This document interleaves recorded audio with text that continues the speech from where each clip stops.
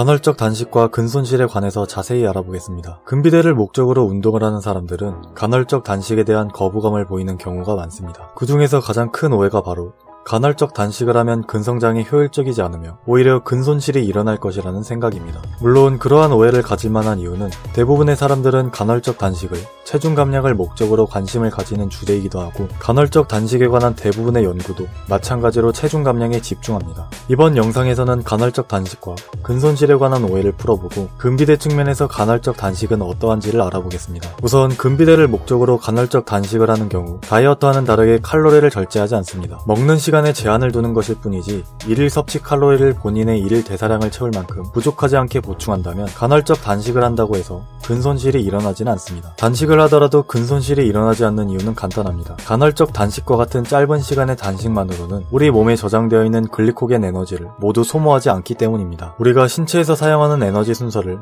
먼저 알아보겠습니다. 첫 번째로 신체는 먼저 혈액을 순환하는 포도당을 사용합니다. 하지만 혈액 속 포도당은 약 4g이며 에너지로 치자면 대략 20칼로리 미만으로 일정하게 유지되기 때문에 혈중 포도당은 저장 에너지로서의 역할은 없다고 생각하시면 됩니다. 빠르게 소진된 혈중 포도당 에너지가 사용되고 음식물로 다시 보충되지 않으면 우리 몸은 글리코겐이라는 에너지를 꺼내 쓰게 되는데 글리코겐은 근육과 간에 저장되어 있는 안정된 형태의 포도당이라고 설명할 수 있습니다. 그리고 이렇게 저장된 글리코겐 에너지마저 모두 사용한 후에 비로소 몸속에 지방 상태로 저장되어 있는 에너지를 연소하게 됩니다. 그렇다면 체내 저장되어 있는 글리코겐 에너지의 양은 얼마나 될까요? 우선 앞서 설명했듯이 글리코겐은 간과 근육에 저장되어 있다고 설명했습니다. 플로스 학술 저널에 실린 마라톤 선수의 대사 반응을 연구한 논문을 살펴보면 일반적으로 1.8kg의 간에는 대략 88g의 탄수화물을 저장할 수 있으며 최대 160g까지 늘어날 수 있습니다. 이는 각각 350칼로리, 최대 650칼로리까지 저장할 수 있다는 뜻입니다. 또한 70kg의 남성을 기준으로 근육에 저장할 수 있는 글리코겐은 310g이며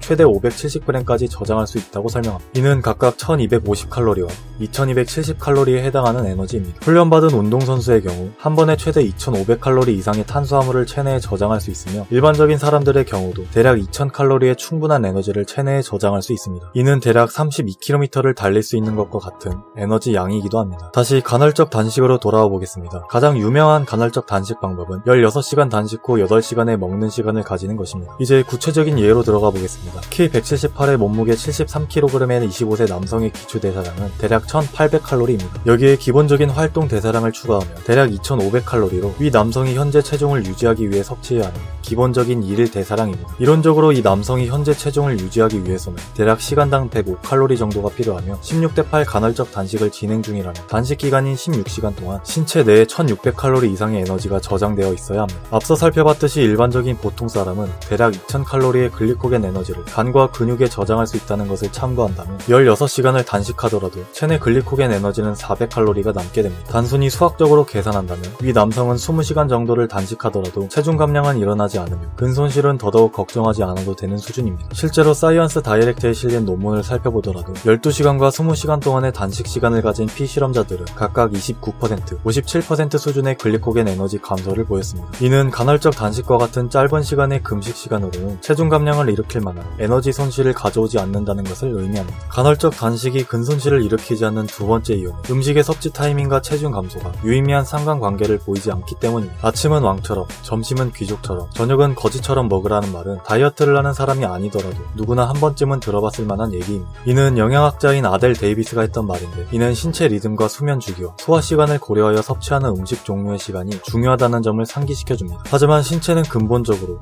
만물의 법칙인 연력학 제1법칙을 무시할 수 없으므로 생리학적 측면을 고려하자면 에너지 유입과 유출이 같은 상태라면 체중 감량은 일어나지 않습니다. 이는 미국 농무부의 체중 조절 정보 네트워크에서 발표한 내용과 일치하는데 이에 따르면 하루 중 언제 먹느냐가 중요한 것이 아니라 하루 동안 얼만큼의 에너지를 섭취하는지가 더 중요하다고 설명합니다. 물론 이 주제와 관련해서는 아직 명확한 결론이 나온 것은 아니고 체중 감량을 단순하게 인풋 아웃풋의 개념으로 설명하는 것도 오류가 있지만 확실하게 음식의 섭취 타이밍보다는 총 섭취 칼로리가 중요한 것은 사실입니다. 이와 같은 개념은 나중에 따로 자세하게 다루도록 하겠습니다. 어찌됐든 이러한 결과는 근력 운동 후 단백질 섭취 타이밍에 관한 오해에서도 동일하게 적용되는데, 많은 사람들은 운동 후 단백질 섭취 시기가 중요하다고 생각하고, 더 나아가서는 빠르게 단백질 섭취를 하지 않으면 운동이 역효과가 난다고 오해하기도 합니다. 이러한 효과를 기회창이라고 표현하는데, 실제로 기회창 효과는 통계적으로 그 영향이 굉장히 미미한 수준으로 일반인이 크게 걱정할 만한 부분은 아닙니다. 오히려 이와 관련한 연구들에서는 단백질의 섭취 타이밍이 아니라 일일 총 단백질 섭취량에 집중해야 한다는 것을 강조합니다. 그렇다면 이번에는 간헐적 단식을 진행하는 동안 운동을 했을 때 부정적인 영향을 줄 수 있는지에 대해서 알아보겠습니다. 미국 NCBI에 등재된 라마단 기간 동안의 튀니지 축구 선수들을 대상으로 실시한 단식과 운동 성능에 영향을 연구한 논문을 살펴보면, 라마단 기간 동안의 금식이 선수들의 운동 능력에 부정적인 영향을 끼치지 않았음을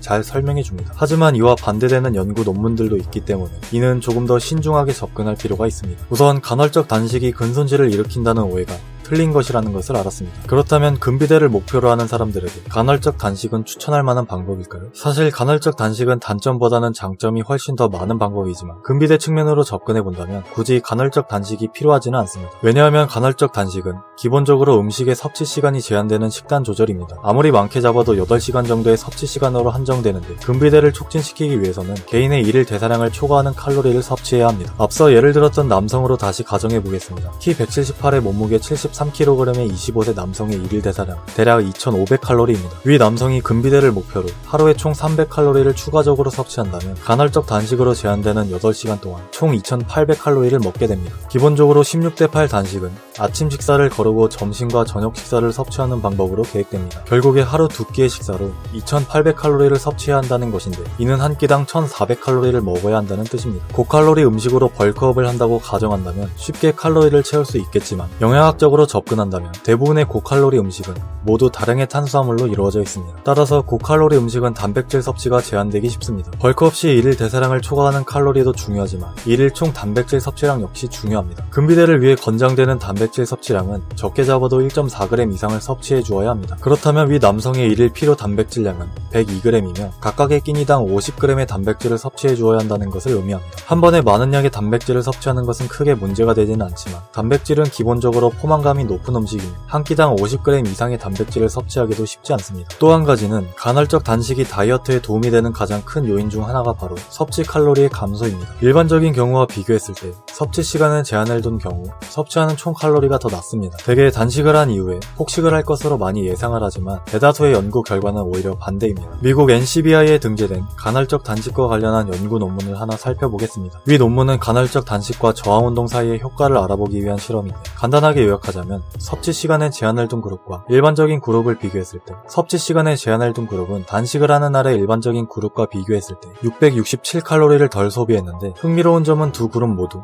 원하는 음식을 모두 먹을 수 있도록 제한이 없었다는 점입니다. 이는 단식을 하는 그룹이 단식으로 인해 부족했던 칼로리를 음식 섭취 기간 동안 모두 보충하지 않았다는 것입니다. 따라서 근비대 측면으로 간헐적 단식을 접근해본다면, 간헐적 단식과 같이 음식 섭취 기간에 제한을 두는 방법은 일일 대사량을 초과하는 칼로리를 섭취해야 하는 근비대 목표자들에게는 다소 부담이 될 수도 있습니다. 제 영상의 정보가 도움이 되었다면 건강과 운동은 과학이다 채널을 구독해주시기 바랍니다. 감사합니다.